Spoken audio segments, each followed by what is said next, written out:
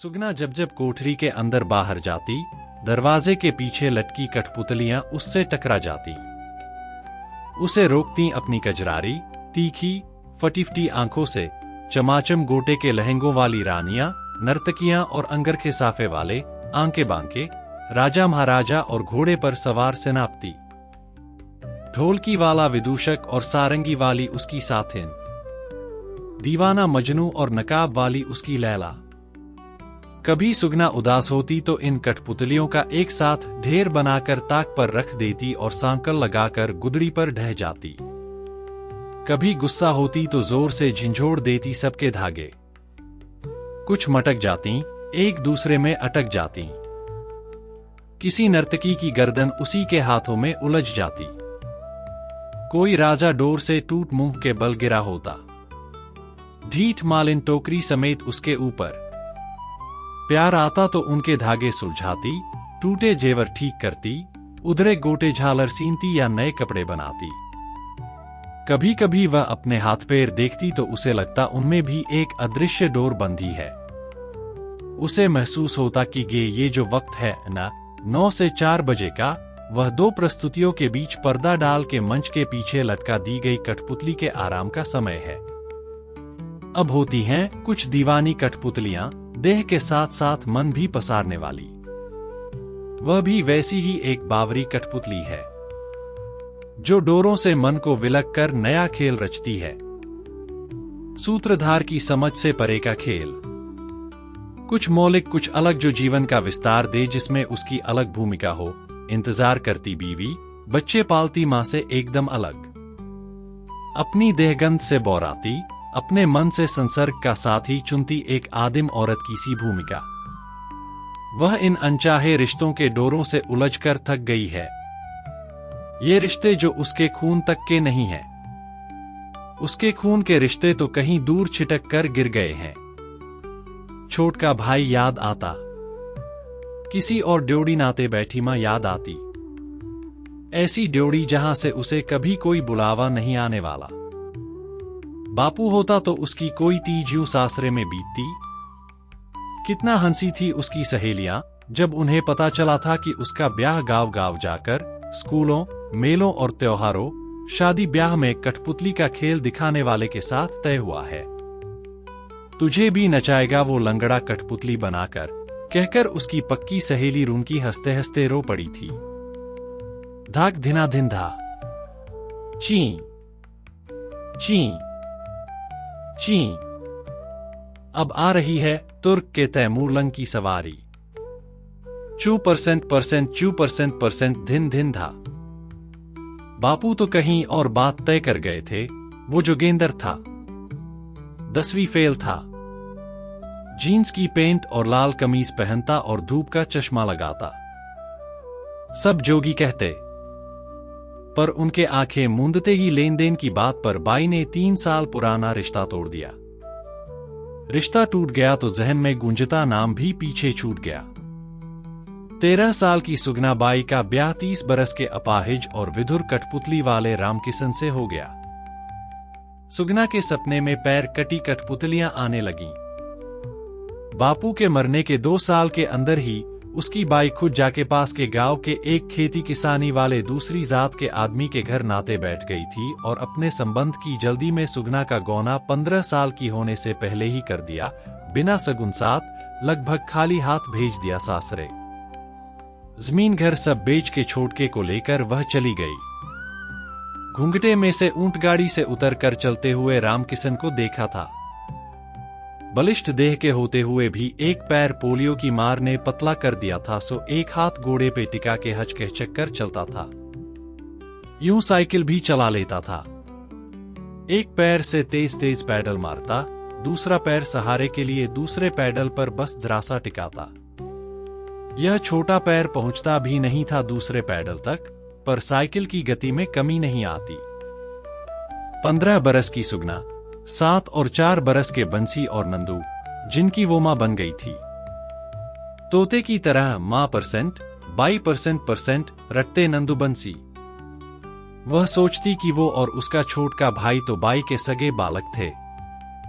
जब वो बाई के आगे पीछे माए या बाई परसेंट ए परसेंट कहते हुए घूमते तो बाई कितना रीस जाती। चिल्लाती चो परसेंट परसेंट पर सुगना खींचती नहीं थी, पर सुनती भी नहीं थी। वह सोचती कि यह मुझे नहीं, बादलों के पार जाके बसी अपनी मां को पुकारते हैं अभागे। सहज और अनुभवी रामकिशन ने कोई जल्दबाजी नहीं की इस उन्मुक्त आत्मा को बांधने में। रामकिशन कठपुतलियों के डोरे कसने में माहिर था, पर यह कठपुतली तो अद्भुत ही थी। दिन भर तो सोती, रात में भी 8 बजे ही सो जाती। रीत के चलते 7-8 दिन तो सास ने घर का काम संभाला। 9वें दिन मेहदी फीकी होते ही सास चली गई अपनी ढाणी पे। सुगना पर पूरी गृहस्थी का भार आ पड़ा। किसी तरह वह कच्चा पक्का खाना बनाती, हाथ जलाती, छाछ ढोलती, साबुन 2 दिन में खत्म कर डालती। टाबरों को देर में चाय मिलती तो स्कूल छूट जाता। रामकिशन ने धैर्य नहीं खोया, खुद जल्दी उठकर आधे काम निपटा देता।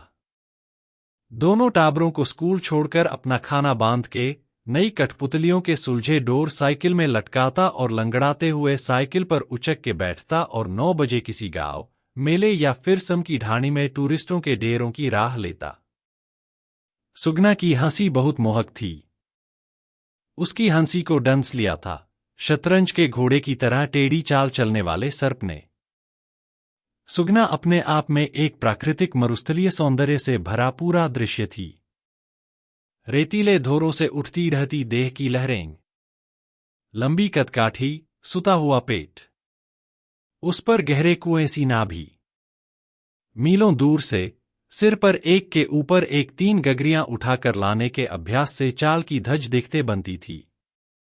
लंबी पतली आंखों में काजल की खिंची हुई लकीर जहां जाकर खत्म होती थी, वहीं टिके थे गोदने के 3 नीले बिंदु। रूखे भूरे केशों में लगी चमकीली रंगीन चिमटियां, आगे के बालों में चोटी में गूंथा गया लाख का बोरला, पीछे चोटी में गिलेट की चेन और घुंघरू वाली चोटी पिन। कस के बंधे बालों को भी उड़ा लिए जाती थी मरुधरा की बावरी हवा। चेहरे पर आ जाते बाल, वह खींच जाती। बात देह की ही तो नहीं थी, मन भी उसका हरा भरा नखलिस्तान था। कम बोलती, हंसती ज्यादा। अतिरिक्त संवेदना उसके मन को आर्द्र करती थी, इसलिए बात बात पर आंसू की झड़ी लग जाती। इसी अतिरिक्त संवेदना के चलते वह रूंखड़ों, पंछियों और डांगरों से बातें करती। उसे चिड़ियों की आवाज पार्श्व का स्वर नहीं लगती थी, दृश्य का मुख्य स्वर लगती थी, और वह जब तब इस लोक से कट जाती। आकाश के रंग देख वह भूल जाती कि वह धरती पर खड़ी है। घर उसे काटने को दौड़ता। वह हर 2 मिनट में खुले की ओर भागती, कोठरी और रसोई से निकलकर। घर की रसोई से भला उसे घर के आंगन में लगा इकलौता खेजड़े का पेड़ लगता। वह आटे की परात, काचरी मूंगफलियों और हरी साग और दनराती लेकर वह पेड़ के नीचे बने इस चौतरे पर आ बैठती और खाना बनाने की पूरी तैयारी यहीं करती। लगन के तुरंत बाद मेहदी छूटते ही पहला जो काम उसने किया वह यही था कि एक पक्की, एक कच्ची कोठरी वाले घर के आंगन में लगे इस खेजड़े के पेड़ को चारों तरफ भाटे लगाकर, चूना गारा थोपकर, ऊपर से लीपकर उसने गोल सुघड़ चौतरा बना लिया था। खेजड़े पर पंछी आते तो वह खुश हो जाती। मटके के टूटे पेंदे में पानी भर के टांग दिया था खेजड़े की एक डाल पर प्यासे पंछियों के लिए। मुट्ठी भर बाजरा आंगन में बिखेर देती तो वे चहचहाते हुए नीचे उतर आते। बंसी का बापू हंस दिया था उसकी इस हरकत पर। तब उसने उसकी तरफ पहली बार घूंघट हटाकर उसकी ओर देखकर हंसकर कहा था कि इस घर को अपना बना रही हूं। उसी रात उसने अपना आप बिना नखरों के उस 30 बरस के मनख को सौंप दिया था। सुगना बहुत डरपोक थी। वह मां बनने से डरती थी। उसकी चिंता का समाधान रामकिशन ने कर दिया था। बंसी की पहली मां के सामने ही ढाणी में जैसलमेर के डाकदर नरस आए थे। कैंप लगा था। जिस के 2-2 टाबर थे, सबकी नसबंदी कर दी, जोरजबर करके, पुलिस का डर दिखा के। और आप? हाँ, पर डाकदर साहब कहते थे कि ऑपरेशन उलट भी सकता है। ना, मत उलटवाना, बंसीनंदू हैं तो। बच्चे दो ही अच्छे। सुगना हंसी तो उसकी नाभि में एक गहरा भंवर पड़ गया। सुगना और रामकिशन की गृहस्थी पटरी पर आ गई थी। रामकिशन गांव गांव भटकता, तब कहीं गृहस्थी का और बालकों के स्कूल का खर्चा चलता। उसे ऐसा लगता जैसे वह काठ की पुतली बन गई है और अदृश्य डोरे रामकिशन ने सुघड़ता से, बिना उसे महसूस करवाए, बांध ही दिए हैं। गृहस्थी के कामों को अब वह एक लय में कर डालती है। वह अब छाछ कम ढोलती, हाथ कम जलाती, साबुन बचा बचा कर इस्तेमाल करती। धरती की बहुमूल्य देन से विहीन इस गांव में आकर पानी के छपाकों से मुंह धोने की आदत छोड़ दी, बूंद बूंद पानी बचाती। टाबर माँ बुलाते तो बिना चिहुके, यंत्रवत समझ लेती। टाबरों को समय पर बाजरे के रोट और गुड़ का नाश्ता करा, उनके दिन का खाना कागज में लपेटकर, स्कूल का बस्ता थमाकर वह घर से भेजती और किवाड़ मूंदती तो ऐसा लगता कि अब जाके उसके डोरे ढीले हो गए हैं। अब सुगना नाम की कठपुतली के शांत लटके रहने का समय है, दो प्रस्तुतियों के बीच का समय। वह धम्म से गुदड़ी पर सुन्न होकर पड़ जाती, अपने वजूद को, अपनी देह को हाथ से टटोलती। सोचती उलझती, लेकिन समझ नहीं आता कि रात किस मुहाने पर जाकर उफन पड़ी थी वह कि रामकिशन एकदम कुंठित हो गया और छिटक गया उससे दूर। पहले देह जब शांत, नदी सी पड़ी रहती थी तो वह मीलों तैर जाता था। अब वह नैसर्गिक आकांक्षाएं से भरपूर नदी में बदल जाती है और इन्हीं आकांक्षाएं की पूर्ति हेतु प्रसन्न प्रचन्न क्षमताएं से परिपूर्ण होकर बहती है। ये प्रबल प्रगल्भ तो रामकिशन के लिए मुश्किल हो जाता है, इस उफनती नदी को बाहों में भर कर तैरना। बहुत डरपोक थी सुगना, इस बात से भी डर गई। उसने खुद को काट कर लिया। अब रामकिशन चाहे जैसे नचाए। वह जब त्रिपित की डकार लेता तो वह जूठन के इधर उधर गिरे टुकड़े समेट भूखी उठ जाती। फिर भी जिंदगी तो चल ही रही थी। रामकिशन अपने कर्तव्यों से कहीं पीछे न हटा। न सुगना ही ने हार मानी। बंसीनंदू उसे सगी मां से ज्यादा चाहने लगे थे। सब कुछ ठीक ही चलता तो कठपुतली वाले रामकिशन की लुगाई सुगना की कहानी चार दिशाएं में क्यों भागती। धनी धोरे, टाबरों और सासरे वालों के चलते सुगना यूं अकेली पड़ जाती। वो गई ही क्यों कुलधरा के उन खंडहर मकानों और मंदिरों की तरफ। उस दिन भी टाबर स्कूल भेजकर सुगना धम्म से कठपुतलियों वाले कोने में गुदड़ियों के ढेर पर ढह गई थी। ऊपर कठपुतलियां हिलती डुलती, लटकती रहीं। इन कठपुतलियों का पहरा नहीं मानती वह। बाकी वक्त तो एक पहरा सा वह स्वयं पर महसूस करती ही थी। उसे लगता कि उसकी आत्मा तक पर कुछ जोड़ी आंखें गड़ी हैं। लेकिन यहां इस कोने में कठपुतलियों की फटिफटी कई जोड़ी आंखों से स्वयं को ढककर वह अपनी कांचली ढीली करती और देह के इस स्वस्थ मरुस्थल के बियावां धोरों की लहरों पर आंख मूंदकर भटकती। अजीब अजीब सपने देखती। जब आंख खुलती तो धूप आंगन के बीचों बीच खड़ी उसे पुकार रही होती। बींदनी % पानी, धापूरी बाई। उस दिन उसे देर लग गई किवाड़ खोलने में, कांचली के उलझी डोरी सुलझाकर कसते कसते। आंख लग गई थी मासा। आज तो पानी खत्म। गैला हो गया रामकिशन जो इस जोबन की मारी को ब्याह लाया। दिन चढ़े कोठरी बंद कर पता नहीं क्या करती है। एक वो थी कौसल्या। 5 बजे ही 3 कोस दूर पानी के लिए निकल जाती।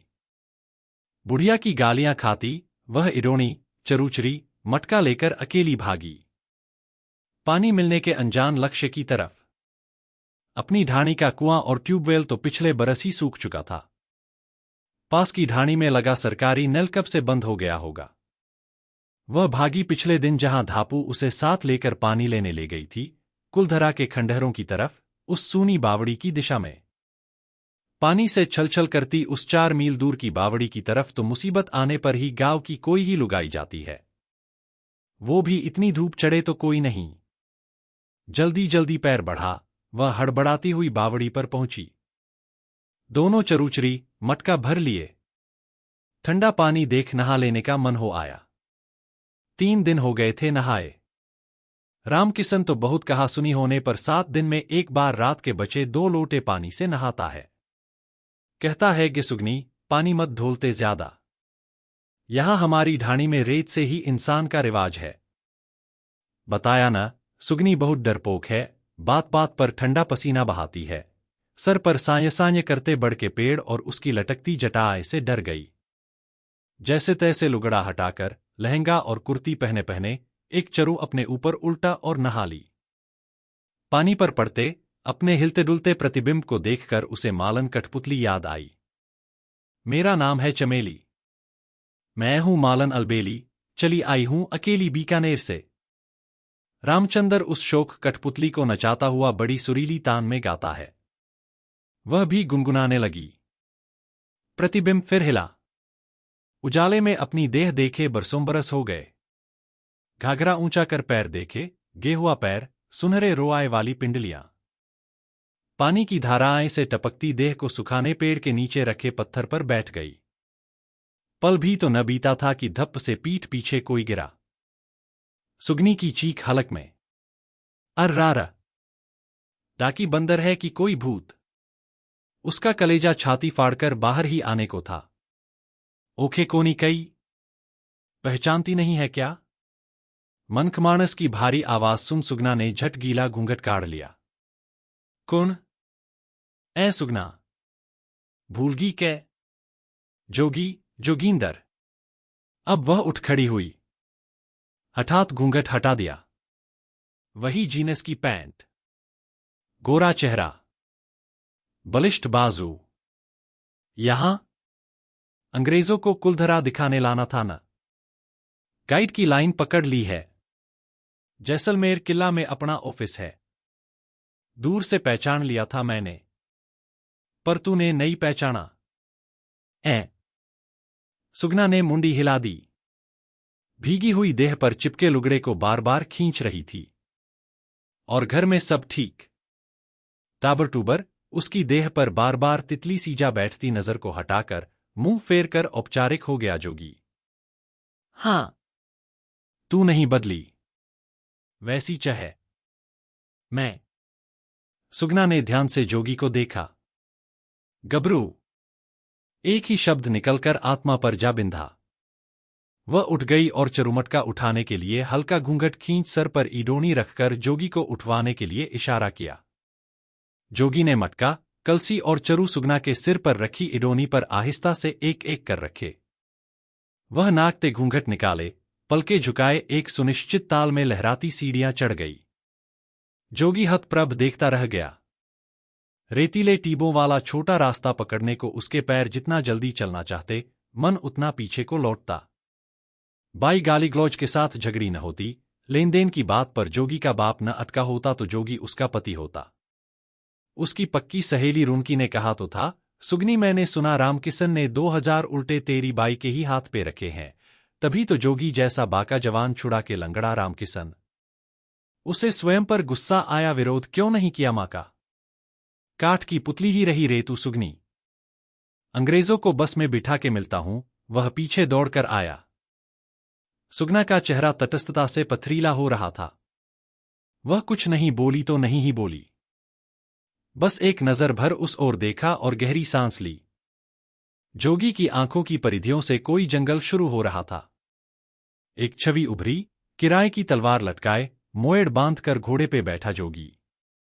या फिर दूध हल्दी भरी परात में अंगूठी खोजते दो जोड़ी हाथ, उसके घूंघट पर पड़ती उस उद्दाम पौरुष की छाह। पुराने तेल पिए काले काठ के पलंग पर रेशमी बिछौना आले में रखा दिया, बालों भरी छाती जो उसकी सफेद कमीज के खुले बटन से झांकती बस अभी देखी है। रेगिस्तान की जलती रेत पर 3 गागर उठाए चल रही थी वह, और मन की केसरिया क्यारियों में अपूर्ण इच्छा आए के जामुनी फूल एक एक कर खिले जा रहे थे। चांदनी बिछ गई थी पैरों में, सर पर जैसे बादल रखे थे। उसकी गेहुआ देह अपने ही पसीने से लथपथ हो गई थी, आधा कोस चलकर ही। अचानक पश्चिम की तरफ से आसमान का कोना धुंधलाया।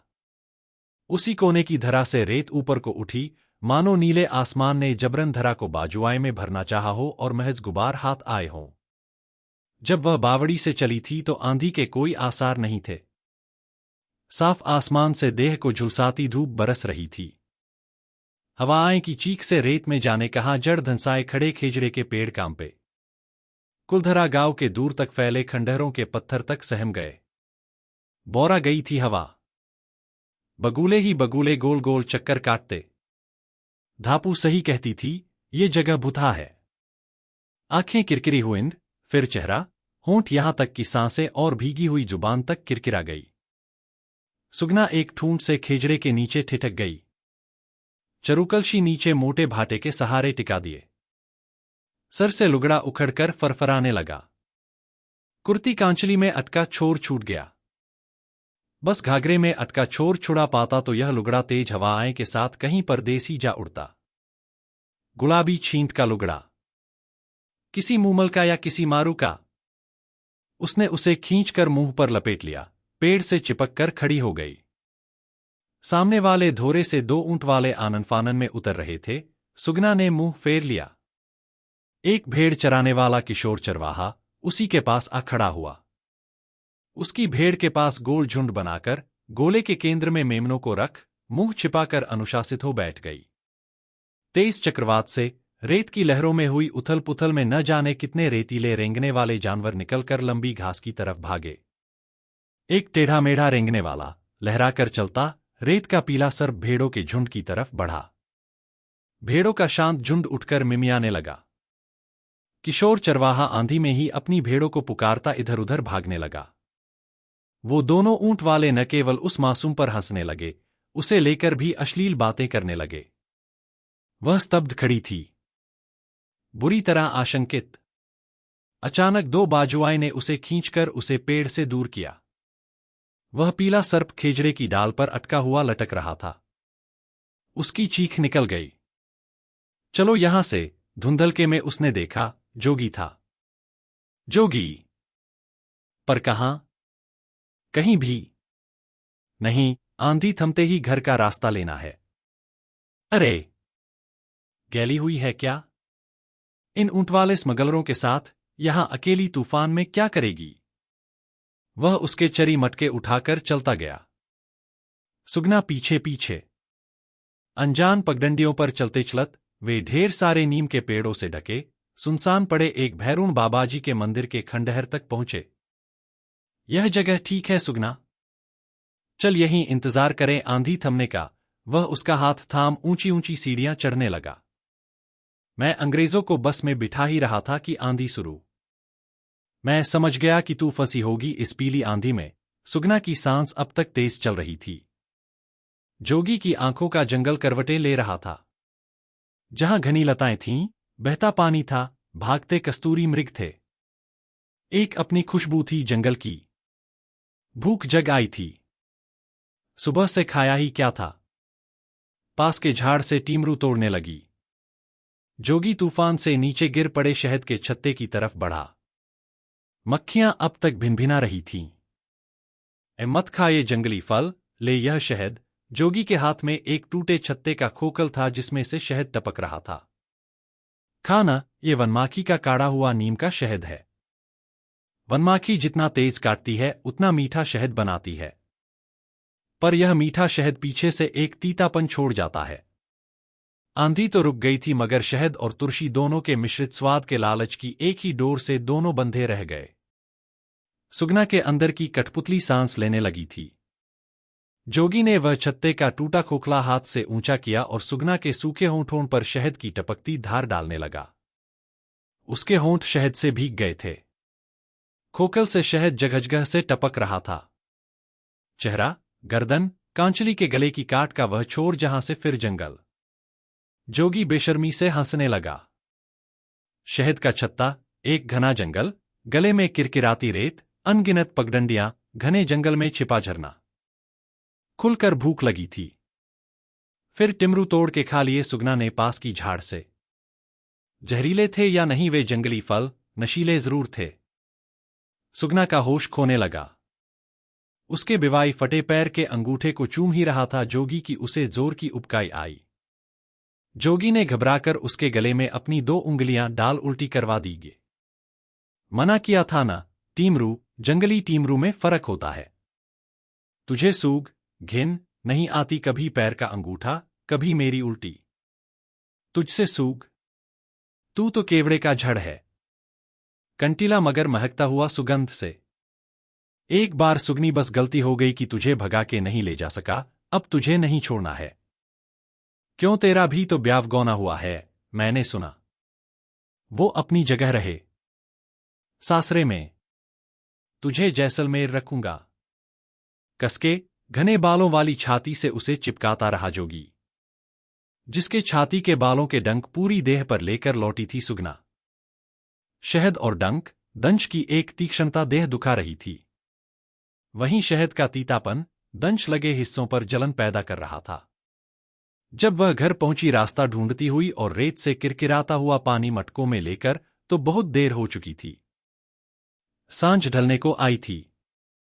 दोनों टाबर बस्ता बाहर ही छोड़कर भूखे प्यासे रेत में खेल रहे थे। उसे देखते ही बाई कहकर लिपट गए। साइकिल बाहर खड़ी थी, जिसके हैंडल में उलझी हुई रेत भरी कठपुतलियां यूं ही लटकी हुई थीं, उन्हें उतारकर कोठरी तक में नहीं रखा गया था। रामकिशन आंगन के चूल्हे से जूझता हुआ हांडी में बाजरे की राबड़ी पका रहा था। बहुत ठंडी आवाज और लाल आंखों से उसने पूछा कि कहाँ रह गई थी। कुलधरा की तरफ पानी लेने गई थी। रास्ते में तूफान आ गया। फिर रास्ता भी भूल गई। सच में ही तूफान आ गया और रास्ता भूल गई। उसके कहे में सच में व्यंग्य था या सुगना ही दूसरा व्यंजित अर्थ पकड़ रही थी। कुलधरा, वो भुतैली बावड़ी, पागल हुई क्या? किसने बताया तुझे उधर का रास्ता? धापू, धापू, वाहरी धापू की बहना, किस तूफान में फंस गई जाके तू? फिर व्यंग्य। सुगना का मन हल्के हल्के कांप रहा था। किसी ने देखा क्या? इसको कुछ कहा क्या?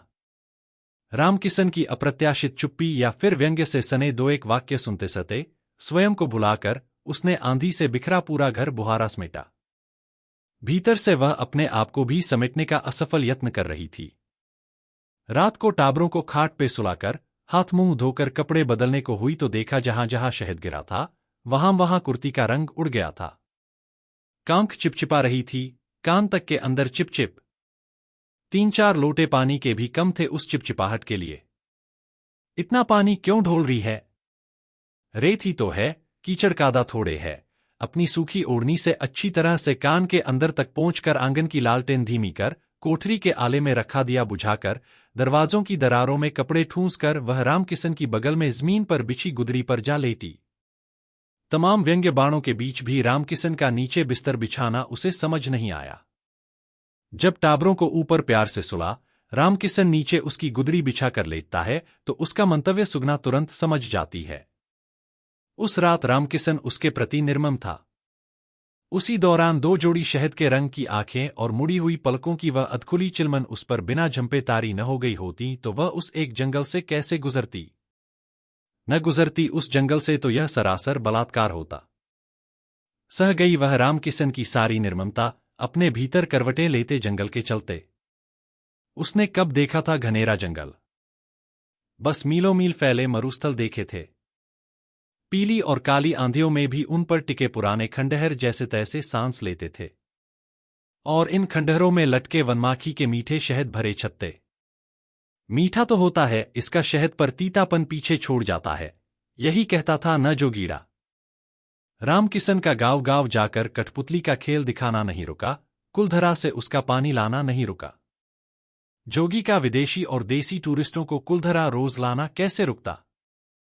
कुलधरा के रहस्यमय खंडहर अंग्रेज हैरानी से देखते कैसे पूरा का पूरा गांव एक ही रात में गायब हो गया था।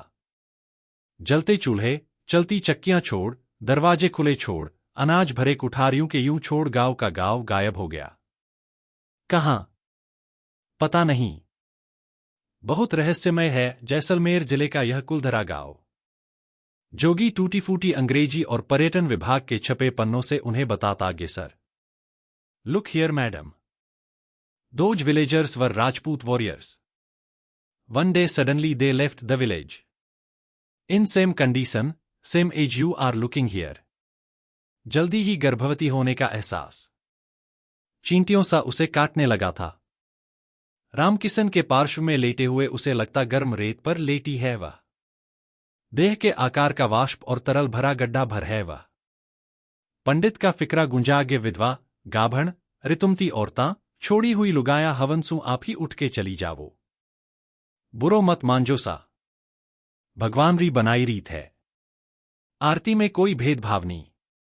आरती के टेम वापस आ सको, अपनी अपनी श्रद्धा सू भेंट चढ़ा सको। अनवरत चल रही आहुतियों के यज्ञ में पति के वामांग बैठी सुगना ठिठकी। सुगना के पेट में चक्रवात उठा। रामकिशन ने मासूम मगर धारदार होने की हद तक ईमानदार बड़ी बड़ी आंखों से प्रश्न किया और पैर के अंगूठे से उसकी जांघों को कुरेद कर पूछा, क्या हुआ? वह ढीठ बन गई और रामकिशन के बलिष्ठ हाथ पर अपना हाथ रखकर यज्ञ में आहुतियां दे आई। बाबा रामदेव जी के मंदिर की ही बात है वह यज्ञ। बाबा रामदेव जी का मेला भरा था। मन्नत पूरी हुई थी रामकिशन की। रामकिशन को जयपुर के एक लोक कला केंद्र में कठपुतली के खेल दिखाने वाले की स्थायी सरकारी नौकरी मिल गई थी। वह गांव छोड़ के जाने का मन बना चुका था। सुगना की आत्मा कटघरे में खड़ी थी, अपने आप से दरियाफ्त करती हुई। सुनिश्चितना क्या उत्तर देती? हालातों की क्या समीक्षा करती? जोगी का कई दिनों से कुछ पता नहीं था। वह कई बार कुलधरा जाकर खाली हाथ लौट आई। चींटियों का कोई एक गहरा बिल खुल गया था, कहीं कच्ची पोली निष्ठा में। वे दिन रात उसकी आत्मा और देह पर रेंगा करती। क्या उत्तर देगी पति को? तीसरा महीना चढ़ गया है। कैसा आलस घेरता है आजकल उसे। जरा चलकर थक जाती है। मन कहीं गहरे गर्त में डूब गया है, जाके पर देह यंत्रवत लगी रहती है काम में। जो खाती वह तुरंत उलट देती। पड़ोसन धापू कुछ कुछ समझ रही थी, कुछ रामकिशन भी। दोनों के दोनों उसकी तुलना में अनुभवी। तो ये तूफान था? ऐसी गैल भूलगी थी तू? धापू, अच्छा कुलधरा के खंडहरों वाली बावड़ी का रास्ता बताया तूने। अब तू ही इसे इसकी मां के घर पटक आ। इस ढोलकी का अब मैं क्या करूं? वहां कौन बैठा है इसका? तेरा ही बच्चा है ये, कभी प्रेसन खराब हो जाते हैं। इसके मायके में कौन है अब? मां तो खुद नाते बैठी है किसी के। कहां जाएगी रामकिशन ये? इसे भी बिठा दे नाते किसी के, कहना रख ले बच्चे समेत। बोल दे इसे कि चली जाए उसके पास जिससे ये ढोल गले में बंधा के लाई है। ये काव्य और कोयल वाली कहानी खेलने को रामकिशन कठपुतली वाले का ही घर बचा था। रांड लंगड़ा कर वह घिसता सुगना की तरफ। हाथ भी उठे रामकिशन के, सुगना की पीठ पर बरसने को, पर अगले पल ही गिर गए।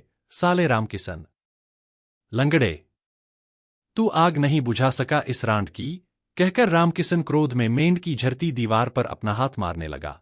आंख से आंसू बहते थे, मुंह से लार। बात छिपी नहीं। ससुराल की ढाणी तक पहुंची।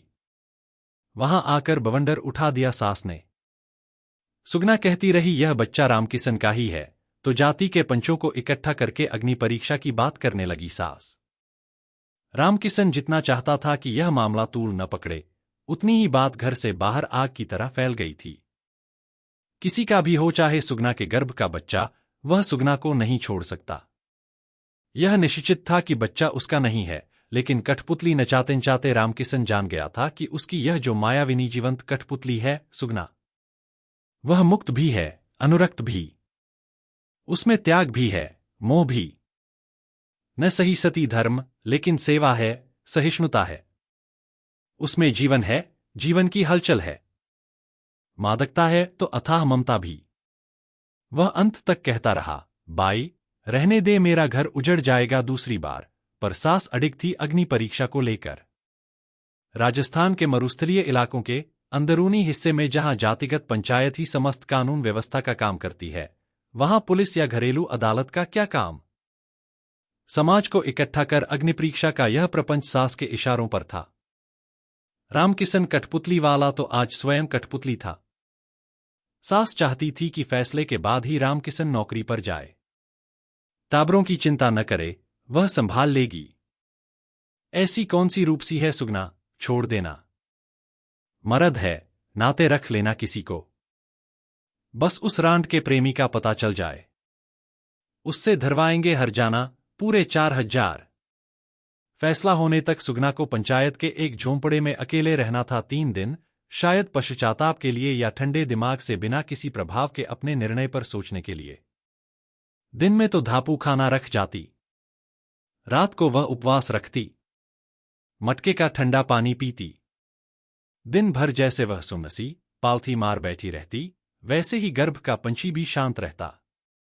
लेकिन झाएपड़े में रात का अंधेरा जब गहरा और नीरव होता जाता और फूस के फर्श पर खेस बिछाकर लेटे हुए उसकी चेतना जाग उठती, तो गर्भ में वह नन्हा चूजा हल्के हल्के पंख फड़फड़ाता।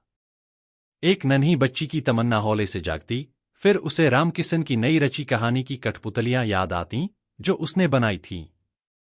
जेल में पड़ी देवकी और जोगमाया की कठपुतलियां। कितना भोला चेहरा जोगमाया का। रात की नीरवता में बाहर और भीतर के स्पंदन और सजग हो जाते। कभी दूर कहीं झाड़ी में मादा गोडावण की चूजों को दी गई पुचकार भरी झिड़की तक सुनाई देती, तो कभी विस्तर की सरसराहट स्पष्ट सुनाई पड़ती और रोंगटे खड़े हो जाते। दूर कहीं किसी ढाणी में रात्रि उत्सव में बजती थालियां और अलगोजे की टेर यूं लगती जैसे पास से आ रही हो। रात की सूक्ष्मग्राही निस्तब्धता से उसका यह पहला परिचय था। वह रात भर जागकर सब कुछ सुनती के शराब पीकर लौटे गांव के छोरों का शोर, किसी आवारा बंजारन की कामुक हंसी, सियारों की हूक। नवंबर माह की फीकी सी सुबह थी। झोंपड़े के बाहर सारा ढोली समाज इकट्ठा था। धापू उसके साथ थी। वह हैरान रह गई जब धापू ने बताया कि जोगी भी भीड़ में खड़ा है। उसने एक छेद से झांका। पति की आहत नजर, प्रेमी का भयभीत चेहरा, नंदूबंसी के कुम्हलाए बदन, ससुराल के लोगों की हिकारत भरी मुद्राएं। कुतूहल से तमाशा देखते, कानाफूसियां करते, मजाक उड़ाते उसकी ही जाति के लोग लुगाई। धापूड़ी, जाके कह दे उस जोगी को भग जाए यहां से। किसी को अंदाज भी पड़ गया तो %%। हर जाने की बात तो है ही, कूट भी डालेंगे उसे मेरे सासरे वाले। फैसला जो होना हो। वह लगातार यही कहेगी कि बच्चा रामकिशन का ही है और किसी का हो ही नहीं सकता।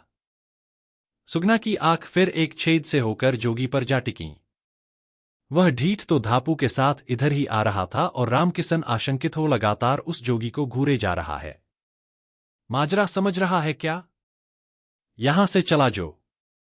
जोगीड़ा, उसने जोगी के भारी पैरों की आहट सुनते ही झोंपड़ी के अंदर से ही खड़े होने की कोशिश में देह के बोझ तले डूबते हुए कहा।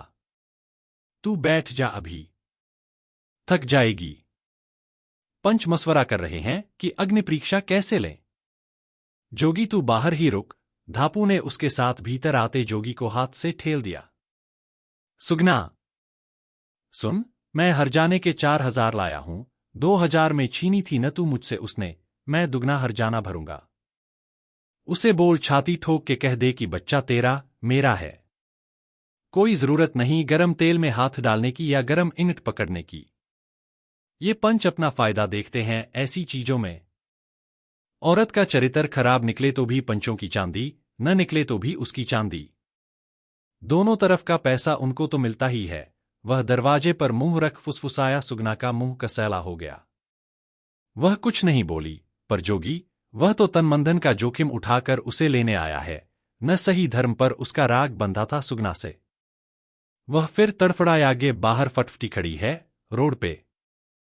चुपचाप बाहर आ जा। झोंपड़ी के पीछे लंबी घास है, छिपकर पहुंच रोड पे।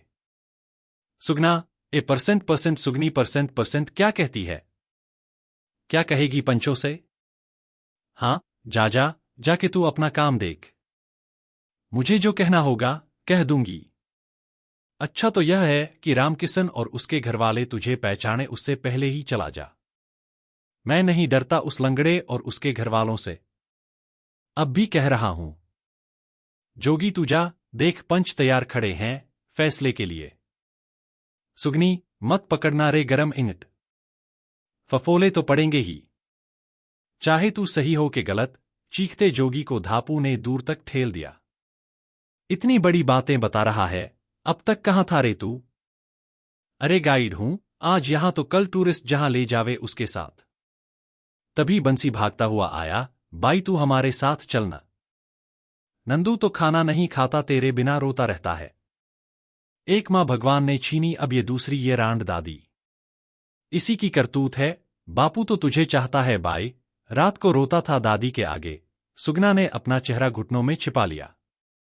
बाई, देख न इधर, ये बापू ने भेजा है। तेल है ये, कब्रों पर उगने वाले ग्वारपाठे और रेत की छिपकली का तेल। मल ले हाथ पे, हाथ नहीं जलेगा, न फफोले होंगे। परसों 4 घंटे साइकिल चलाकर सीमा पार के नजदीक डटे हुए गाड़ियां लोहारों से लाया है बापू। लंबी शीशी के मुंह में ठूसा कपड़ा खोल के ढेर सारा बुरा बदबूदार तेल सुगना की दोनों हथेलियों पर मलने लगा। 12 बरस का किशोर बंसी। आंधी में अपनी भेड़े टेरता वो चरवाहा याद आ गया, यही कातरता थी स्वर में। सुगना की आंख भर आईंद। पंचों ने आवाज लगाई। गर्भभार से क्लांत पीले चेहरे वाली सुगना को देख रामकिशन सिसक उठा। सास उसे लानत भेजती रही। पंचों ने सुगना को गरम ईंट पकड़ाने से पहले दरियाफ्त किया। सुगना बाई कठपुतली वाले रामकिशन के घरवालों का कहना है कि यह बच्चा उसका नहीं है। तुम क्या कहती हो? यह बच्चा बंसी का ही भाई या बहन है। मुझे बंसी के बापू के साथ ही रहना है और आप ही कहो क्या कहूं, सुगना ने दम बटोरकर कहा। रामकिशन ने गहरी सांस ली। जोगी ने सर को झटका दिया और बड़बड़ाता हुआ बड़े बड़े डग भरता हुआ पीछे को चला गया, जहां उसकी काली राजदूत फटफटी खड़ी थी सुगना को ले जाने के लिए। कहो कि मैंने जो कहा वह सच है, मुझे मंजूर है अग्नि परीक्षा। सुगना बाई, यह अग्नि परीक्षा औरत की मर्जी से ही ली जाती है, एक पंच बोला। बाई, अब नहीं करनी अग्नि परीक्षा, मैं मानता हूं यह बच्चा मेरा ही होगा। रामकिशन बीच में आ खड़ा हुआ। चुप कर रे रामकिशना, ऑपरेशन के बाद कोई बच्चा होता है? अग्नि परीक्षा तो होने दे। हाथ पे फफोले पड़े तो इसके मायके वाले या इसके प्रेमी या तो इसे ले जाएं या 4000 जुर्माना दें। सास ने रामकिशन को यूं धकियाया कि वह गिरते गिरते बचा। तो मंजूर है सुगना बाई? सुगना ने उत्तर में तेल मले हाथ आगे कर दिए। एक पंच ने पान का एक एक पत्ता उन नाजुक हथेलियों पर रखा और उन पर लाल गरम ईंट रख दी गई। 1 2 3 पूरे 7 मिनट। 8वें मिनट पर ईंट जमीन पर फेंक कर सुगना नीचे बैठकर उल्टियां करने लगी। पान का पत्ता जलकर काला हो गया था। पास पड़ी पानी की बाल्टी में 5 मिनट डुबोकर हथेलियां ऊपर उठा दी उसने। फफोले नहीं पड़े थे, पर हथेलियां ताजी रची मेहंदी की तरह लाल सुर्ख थीं। रेत का गुबार उड़ाती भीड़ शोर के साथ लौटने लगी। पंच फटकार रहे थे सास को। बाई बाई करके नंदू और बंसी आकर उसकी पीठ से चिपक गए। धीरे धीरे हचक कर चलता हुआ रामकिशन उसकी ओर बढ़ रहा था। रोड पर रफ्तार से जाती फटफटी की आवाज सुगना के कानों में देर तक गूंजती रही।